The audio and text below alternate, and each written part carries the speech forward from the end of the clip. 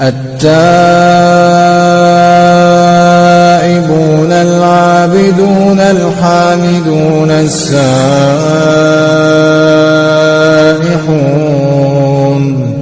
الراكعون الساجدون الآمرون بالمعروف والناهون عن المنكر والحافظون لحدود الله وبشر المؤمنين.